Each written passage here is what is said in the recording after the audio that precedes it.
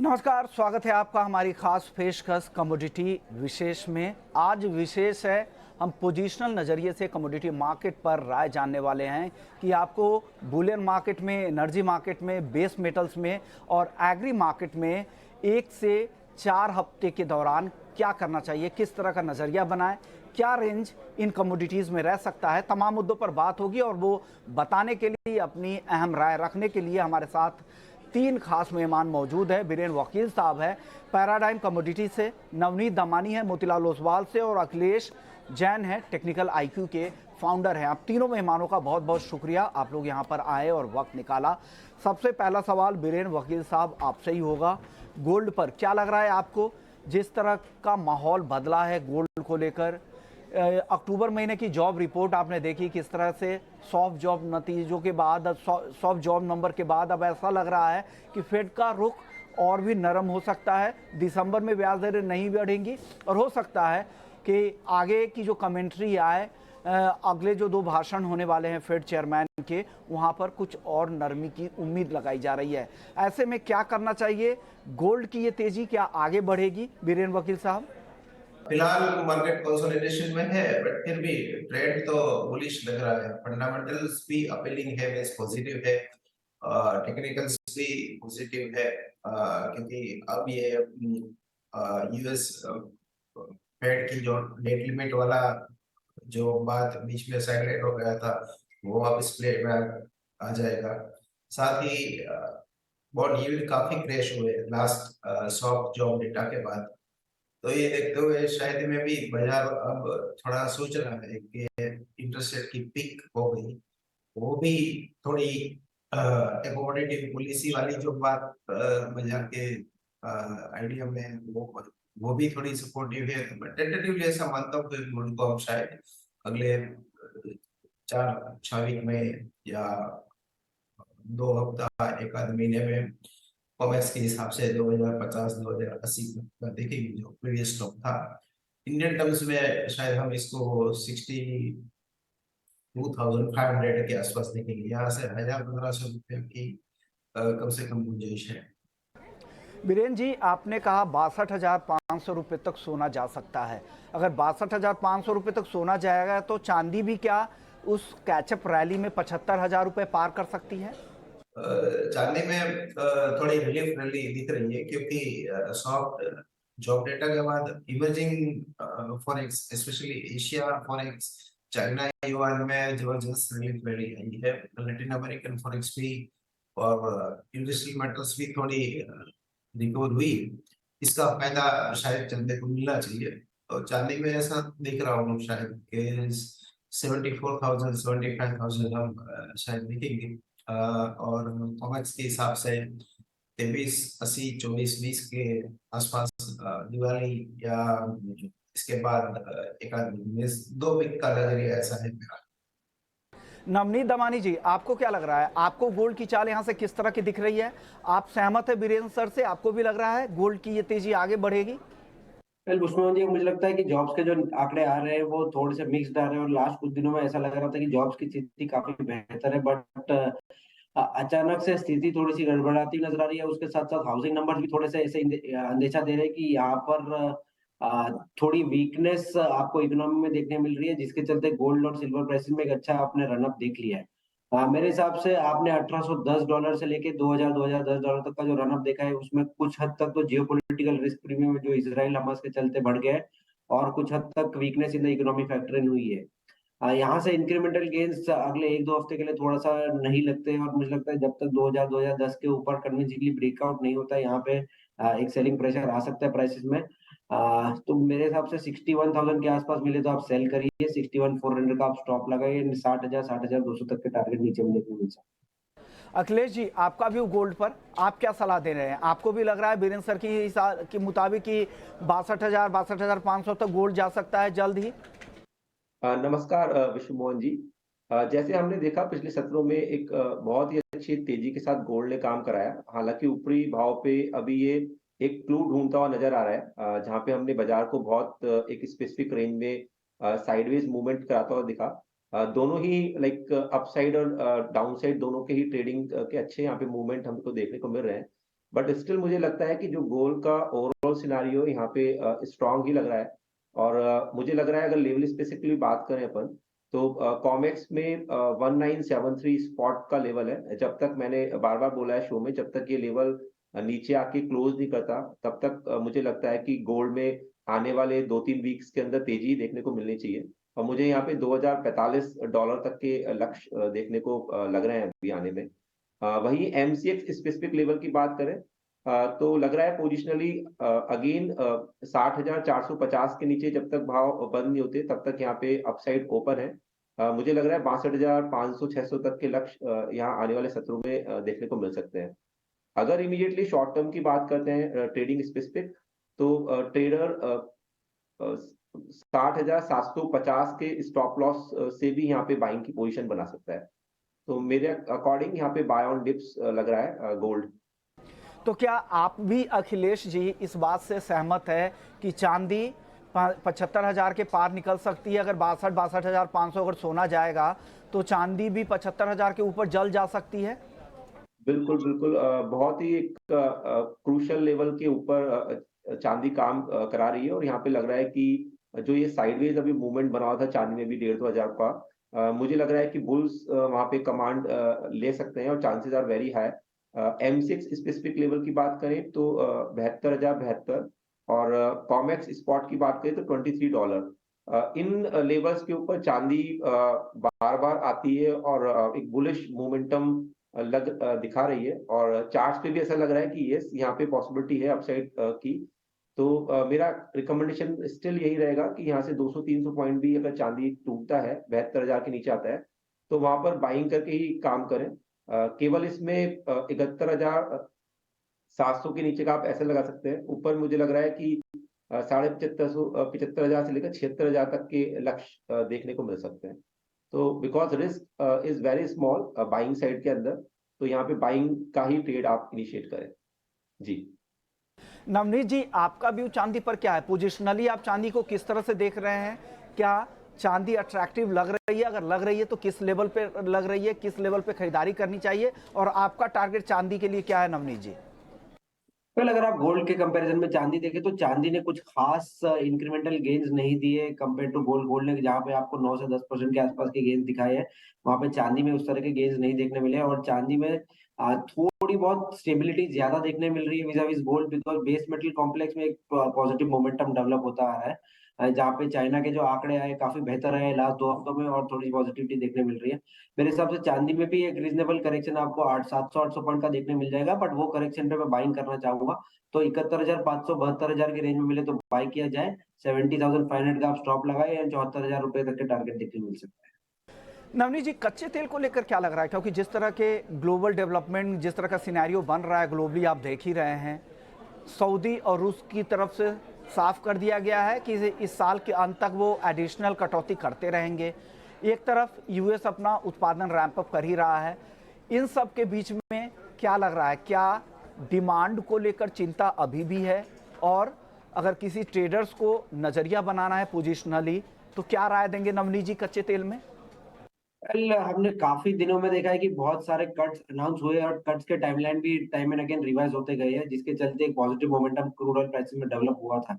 पर लास्ट कुछ दिनों में देखने मिल रहा है कि जो ये वॉर के रिलेटेड जितना भी कंसर्न था वो पूरी हद तक मिटिगेट हो गया। जहां से रैली शुरू हुई थी इजराइल हमास वॉर के आसपास, वो वहीं के आसपास आ चुकी है फिर से। मुझे लगता है कि यहाँ से एक नरमी का रुख या नरमी का negative momentum crude oil prices में देखने मिल सकता है, जहां पे यहाँ से 400 से 500 पॉइंट का भी फॉल देखने मिल सकता है आने वाले कुछ हफ्तों में। तो मैं यहाँ पे 6950 7000 के आसपास सेल करना चाहूंगा। 70 to 50 का स्टॉप लगाइए, एंड 6500 6400 तक के टारगेट देखने मिल सकते हैं। अखिलेश जी, अब आपसे मैं जानना चाह रहा हूँ कच्चे तेल के बारे में। आपको क्या लग रहा है, कच्चे तेल की चाल कैसी रहेगी? क्या रेंज आप 2 से 3 हफ्ते में कच्चे तेल का देख रहे हैं? किसी ट्रेडर्स के लिए क्या सलाह है कच्चे तेल में? कच्चा तेल थोड़ा सा अभी लग रहा है थोड़ा उसका सेंटिमेंट वीक है। मुझे लगता है कि उछाले में ट्रेडर को सेल करके ही प्ले करना चाहिए। यहाँ पे 6925 एक क्रूशियल रेजिस्टेंस है, और ऐसा लग रहा है कि टोन डाउन साइड ही रहने की एक्सपेक्टेशन है इस लेवल के नीचे। तो मेरा रिकमेंडेशन है, जो क्रूड अभी 6810 के आसपास चल रहा है, तो यहाँ से 60-70 रुपये अगर उछाला मिलता है तो 6925 के स्टॉप लॉस से यहाँ पे सेल की पोजीशन बनाए। नीचे में मुझे लग रहा है कि 6620 के लक्ष्य यहाँ पे देखने को मिल सकते हैं आने वाले सत्रों में। बीरेंद्र सर, अब आपका व्यू भी मैं जानना चाह रहा हूँ कच्चे तेल पर। आप क्या सेंस कर रहे हैं कच्चे तेल को लेकर, किस तरह की चाल रहेगी, और पोजिशनल ट्रेडर्स के लिए कच्चे तेल में क्या व्यू बन रहा है आपका? कच्चे तेल में ऐसा लग रहा है कि ऊपरी स्तरों से थोड़ा डिमांड डिस्ट्रक्शन मिल रहा है। अमेरिका में इसका प्रोडक्शन भी थोड़ा रैंप अप हुआ, 51 घटा। और जो फिलहाल जो वॉर रिस्क प्रीमियम, जो मिडिल ईस्ट रिस्क प्रीमियम है, वो फिलहाल डिस्काउंट हो गया है पर्टिकुलर क्रूड के लिए। अब कोई नया कारण, नई कहानी उसको चाहिए तो रिगेन दैट लेवल, जो बीच में हमने देखा था 90-95 का नाइमेक्स, वो अगर वापस लेना है तो वो कोई नया फैक्टर चाहिए। नेचुरल गैस की अब बात कर लेते हैं बीरेंद्र सर। नेचुरल गैस में एक अच्छी तेजी आने के बाद एक माइल्ड करेक्शन भी दिख रहा है। जिस तरह से इस साल यूएस में सर्दी ज़्यादा होने का अनुमान लगाया जा रहा है, क्या डिमांड का इसका फायदा मिलेगा? नेचुरल गैस की रैली आगे बढ़ेगी? क्या अनुमान है नेचुरल गैस के भाव को लेकर बीरेंद्र सर? नेचुरल गैस में थोड़ा रिकवरी शायद आ सकता है। वेदर थोड़ा डिस्टर्बिंग है, अमेरिका में ठंडी थोड़ी ज्यादा है, पोलर वोर्टेक्स की बात है अभी। और एशिया में स्पॉट एलएनजी प्राइसेस भी थोड़े मजबूत हो रहे हैं। शायद यहाँ से सेटअप में 320-25 तक हम 3-4 वीक का नजरिया देखें तो 320-25 में भी 343-50 तक शायद जा सकता है। नवनीत जी, आपको भी लग रहा है नेचुरल गैस में आगे तेजी और दिखेगी? किस तरह की चाल आपको दिख रही है? भाव के हिसाब से आप नेचुरल गैस में क्या रेंज देख रहे हैं? Vishnu ji last 3-4 attempt natural gas कर चुका है, जहाँ पे वो 300 का आंकड़ा क्रॉस करके क्लोज करने में डिफिकल्टी देखने मिल रही है। मुझे लगता है थोड़ा बहुत नेचुरल गैस में कंसोलिडेशन या करेक्शन का रुख और हो सकता है, तो 285-290 के आसपास मिले तो आप 300 के स्टॉप लॉस से सेल करिए। 270 के नीचे के टारगेट देखने मिल सकते हैं। यहाँ पे जो मोमेंटम है नेचुरल गैस प्राइसेस में, वो कुछ हद तक फेड ऑफ होता हुआ नजर आ रहा है, और ऐसा लग रहा है कि जब तक कोई ठंडी का अनुमान बहुत बढ़ के नहीं आ जाते, तब तक नेचुरल गैस प्राइस में एक बार फिर से नरमी का रुख देखने मिल सकता है। अखिलेश जी, आपका भी नेचुरल गैस पर क्या लग रहा है? आपको क्या करना चाहिए? क्या बेस्ट ट्रेड हो सकता है नेचुरल गैस में, आपका नजरिया पोजिशनल हिसाब से? एनजी का आप देखिए, थोड़ा सा जो मोमेंटम था वो थोड़ा सा मिक्स्ड हुआ था। जब एक्सपायरी आई थी तो काफी प्रीमियम पे मूवमेंट हुआ था उस टाइम के अंदर। तो मुझे लगता है कि वो प्रीमियम अभी फिसल आउट होने का प्रोसेस चल रहा है। स्पेसिफिकली ट्रेड की बात करें तो मुझे लगता है 286-87 के आसपास नेचुरल गैस अगर मिलता है यहाँ से 5-6 रुपए ऊपर, तो वहां पे सेल करना चाहिए। इसमें 292 का इसमें स्टॉप लॉस लगाइए। नीचे मुझे लग रहा है कि 268 से लेकर 255 तक के लक्ष्य यहाँ पे देखने को मिल सकते हैं। तो सेल ऑन राइस का रिकमेंडेशन है ऑन नेचुरल गैस। चलिए अब बात कर लेते हैं बेस मेटल्स की। बेस मेटल्स में भी एक करेक्शन के बाद फिर से तेजी का रुख दिख रहा है। नवनीत जी, क्या लग रहा है, अगर बेस मेटल्स में अगर कोई काउंटर चुनना हो, अगर कोई 2 काउंटर चुनना हो, तो आप क्या पसंद कर रहे हैं नवनीत जी? मुझे लगता है कि एल्यूमिनियम में एक बहुत अच्छा पॉजिटिव मोमेंटम डेवलप हुआ है, जहाँ पे एल्यूमिनियम की जो ग्लोबल प्रोडक्शन है वो बढ़ के आई है, बट एल्यूमिनियम की जो प्रोडक्शन कैपेसिटी है वो भी लाइफ टाइम हाई के आसपास है, और यहाँ से प्रोडक्शन कैपेसिटी ऐड होना थोड़ा सा डिफिकल्ट होगा। यूनान प्रोविंस जो है चाइना में, उसमें करीब करीब 15 से 30% के आसपास की प्रोडक्शन कटौती का अनुमान है नवंबर ऑनवर्ड्स, जिसके चलते करीब 2 से 2.5 मिलियन टन एल्यूमिनियम मार्केट चला जाएगा। और डिमांड काफी स्टेबल है, तो इस वजह से मुझे लगता है कि एल्यूमिनियम में अगले कुछ महीनों में एक शॉर्टेज डेवलप होती हुई नजर आएगी और पॉजिटिव मोमेंटम रहेगा प्राइसेस के लिए। तो करंट लेवल या यहाँ से 2 रुपए नीचे भी आए तो बाय करके चलिए। आपसे 8 से 10 रुपए के आसपास की तेजी आपको एल्यूमिनियम में देखने मिल सकती है। सेकंड ट्रेड रहेगा कॉपर में, जहां पे टाइम एंड अगेन हमने बहुत अच्छा वोलेटिलिटी या करेक्शन प्राइसेस में आते हुए देखा है, और यहाँ पे 8,000 के आसपास, $8,000 के आसपास एक बेस बना के कॉपर फिर से रिवर्स होता हुआ नजर आ रहा है। डोमेस्टिक टर्म्स में कहूँ तो मैं 700 के आसपास या 710 के आसपास टाइम एंड अगेन बहुत अच्छे सपोर्ट्स लेके मार्केट बाउंस किया है, और चाइना का जो पॉजिटिव आंकड़े आए हैं कुछ दिनों में, जो उन्होंने इंडिकेशन दिया है कि आगे आने वाले महीनों में जो एक्सपेंडिचर अनाउंस करेंगे, उसकी वजह से एक पॉजिटिव मोमेंटम डेवलप हो सकता है। तो मुझे लगता है 710 के आसपास एल्यूमिनियम कॉपर बाय किया जाए। 700 के नीचे आप स्टॉप लगाइए एंड 735 740 तक के टारगेट देखने मिल सकते हैं। बीरेंद्र सर, मैं आपको बेस मेटल्स में दो टॉप ट्रेड आपसे जानना चाह रहा हूं। एक ऐसा ट्रेड बताइए बेस मेटल्स में जिसमें रिस्क थोड़े ज़्यादा ज़रूर हो लेकिन रिवॉर्ड भी बेहतर आपको दिख रहा हो, साथ ही एक कम रिस्क वाला ट्रेड जहां पर खरीदारी की राय आपकी बन रही हो। तो दो ऐसे ट्रेड आप बताइए बेस मेटल्स में बीरेंद्र सर। इसमें अगर मोमेंटम और थोड़ा एग्रेसिव प्रोफाइल है तो मैं जिंक प्रेफर करूंगा करंट लेवल पे 225 आसपास जो प्राइस चल रहा है। अपसाइड में हम इसका 235 237 इसमें कर सकते हैं 2-3 वीक में। स्टॉप लॉस रहेगा इसका 220 219 का। और अगर किसी को लो रिस्क ट्रेड में जाना है तो कॉपर बाई किया जा सकता है 710-11 के आसपास, जिसका स्टॉप लॉस हम 703 रख सकते हैं। अपसाइड प्रोजेक्टिव 735-740 के आसपास रख सकते हैं। ये थोड़ा स्लो मूविंग कॉल है क्योंकि जिंक की तुलना में इसकी रफ्तार थोड़ी कम रहेगी। तो मेरी पर्सनली प्रेफरेबली मैं जिंक ज्यादा प्रेफर करूंगा, वो जिसको हाई बीटा बोलेंगे या मोमेंटम इसका अच्छा बना हुआ है। यानी बीरेंद्र सर को जिंक पसंद है, जहां पर अगर आप रिस्क ले सकते हैं तो जिंक में खरीदारी करें। इनको लग रहा है कि ऊपर की तरफ जिंक जा सकता है, 235 रुपए के पार भी जिंक निकल सकता है। लेकिन इस ट्रेड में आपको 220 के नीचे का 218 के आसपास 218 220 के आसपास का स्टॉप लॉस भी लगा है। इन कॉपर उनको ज़्यादा सेफ लग रहा है। यहाँ पर भी खरीदारी की राय बन रही है। 740 रुपए भी ऊपर तक कॉपर जा सकता है। 710 के आसपास खरीदारी करें। ये जो भी कॉल्स बताए जा रहे हैं आपको पोजिशनल नज़रिए से बताए जा रहे हैं, तो ये ध्यान रखिएगा ये डे ट्रेडिंग के लिए नहीं बताए जा रहे हैं।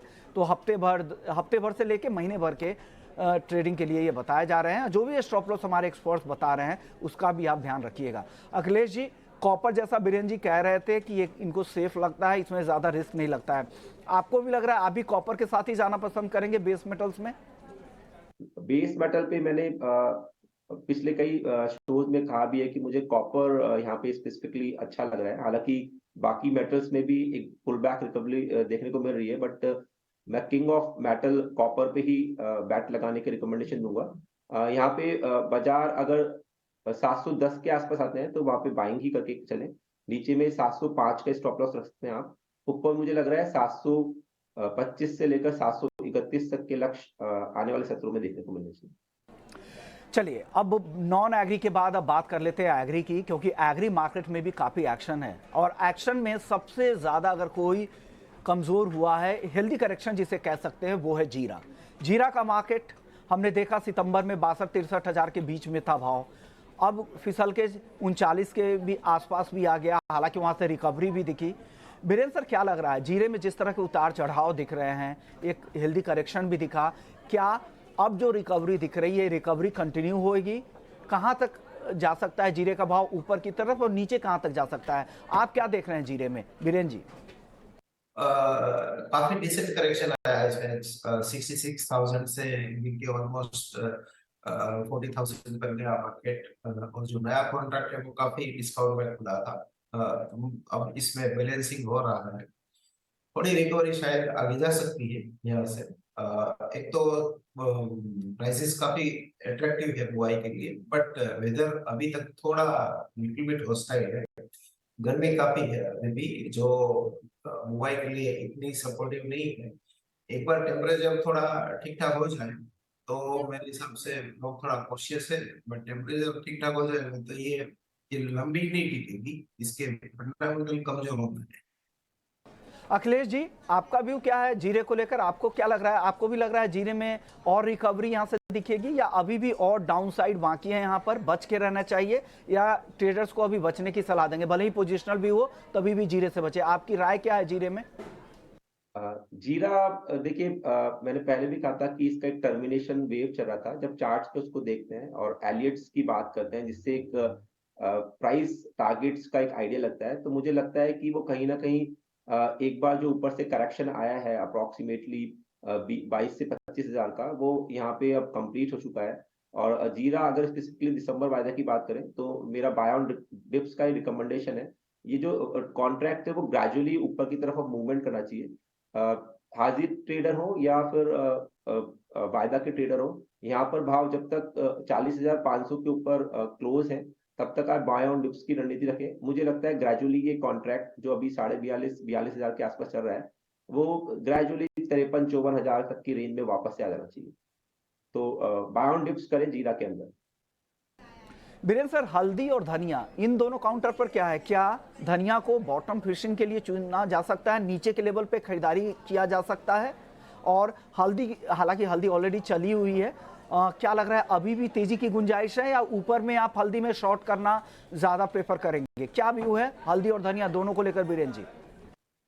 धनिया में बॉटम फिशिंग या जो बार्गेन हंटिंग कहते हैं वो हमने देखा रिलेटिवली काफी रिकवर हुआ है धनिया पिछले 1 महीने में। हल्दी में जो करंट बेसिस या तो जो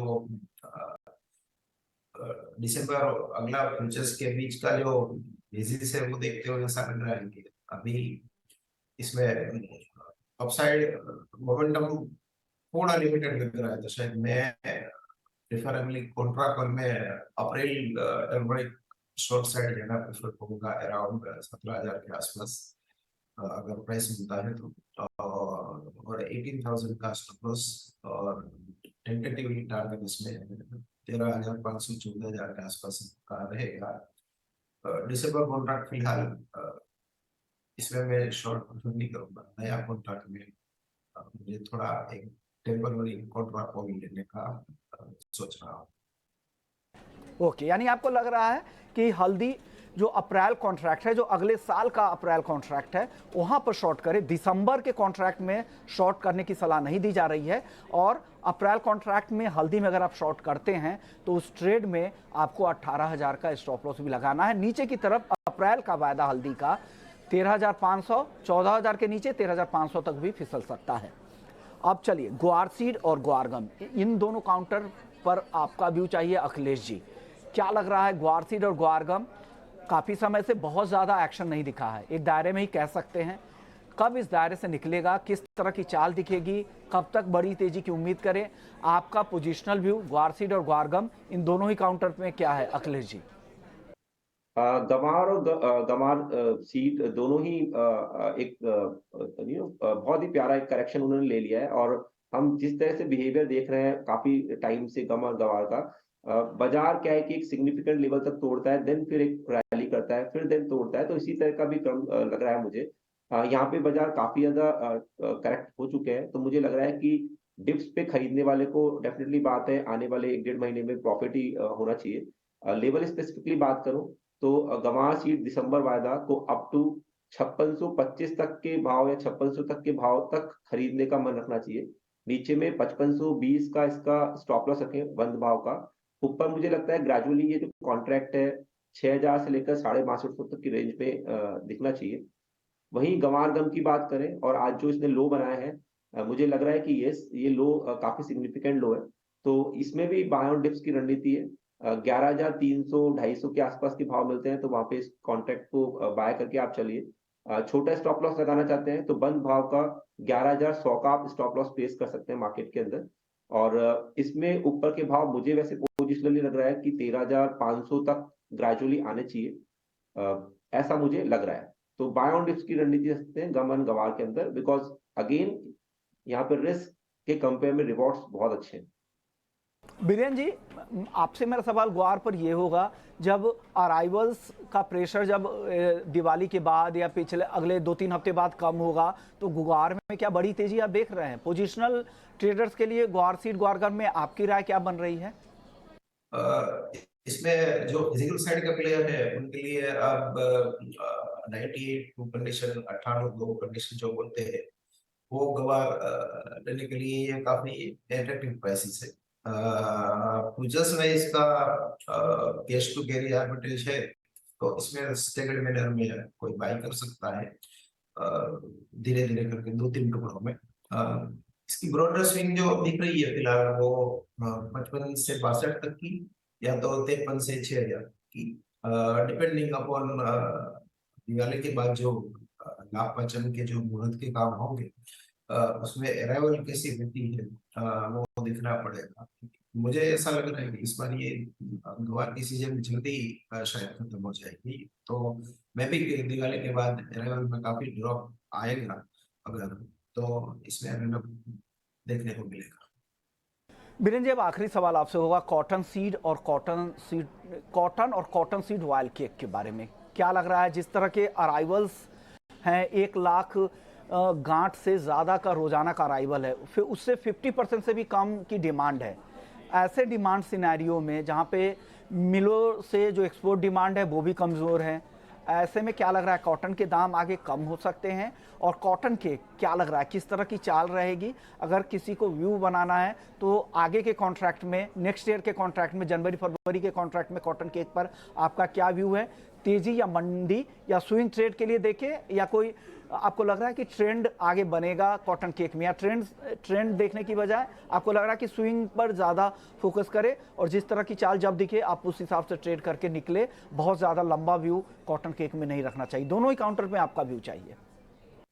कॉटन में रिसेंटली काफी जगह पे मेरा जितना हुआ था, ऑलमोस्ट पूरा कवर किया मैंने। फसल निश्चित रूप से लास्ट ईयर की तुलना में 15-20% कम है, लेकिन डिमांड का कंसर्न है यहाँ पे, थोड़ा फाइनेंशियल स्ट्रेस भी है इंडस्ट्री पे। और केक में ऐसा लग रहा है कि सीजन ऑलमोस्ट 1 महीना डिले होगी और पाइपलाइन खाली है, तो ये देखते हुए टेम्पररी केक थोड़ा अपसाइड जा सकता है, बट ओवरऑल मैं जनवरी या फरवरी का केक 2950 के आसपास का लाइटली शॉर्ट प्रेफर करूंगा विद टाइट स्टॉप लॉस। ये साल मुझे ऐसा लग रहा है कि इसमें पोजिशनल या डायरेक्शनल बेट नहीं मिलेगी, but short term swing trading के मौके मिलते रहेंगे, इस दोनों साइड काम करने का मौका मिलता है। तो यह व्यू है आपके लिए कॉटन सीड और कॉटन सीड ऑयल केक में। शुक्रिया बीरेंद्र सर आपका, नवनीत जी आपका, अखिलेश जी आपका, आप लोग आए और पोजिशनल नज़रिए से आपने बताया कि gold, silver, crude, natural gas, base metals और एग्री मार्केट में क्या करना चाहिए। तो आज इस खास शो में आने के लिए बहुत बहुत शुक्रिया आप तीनों मेहमानों का। लेकिन जाते जाते मैं एक बात सभी दर्शकों को बताना चाहूँगा, ये जो भी ट्रेड दिए गए हैं ये पोजिशनल नज़रिए से दिए गए हैं, इसमें इंट्राडे नज़रिए से नहीं दिया गया है, 1-2 दिन का व्यू नहीं है, हफ्ते भर से महीने भर का व्यू है। तो इस बात का ध्यान रखें और हर ट्रेड में बिना स्टॉप लॉस के आप ट्रेड नहीं करें और अपने फाइनेंशियल एडवाइजर्स की भी राय ज़रूर लें। तो कमोडिटी विशेष को यहीं समेटते हैं, लेकिन बाकी खबरों के लिए आप बने रहिए ईटी नाउ स्वदेश के साथ। नमस्कार।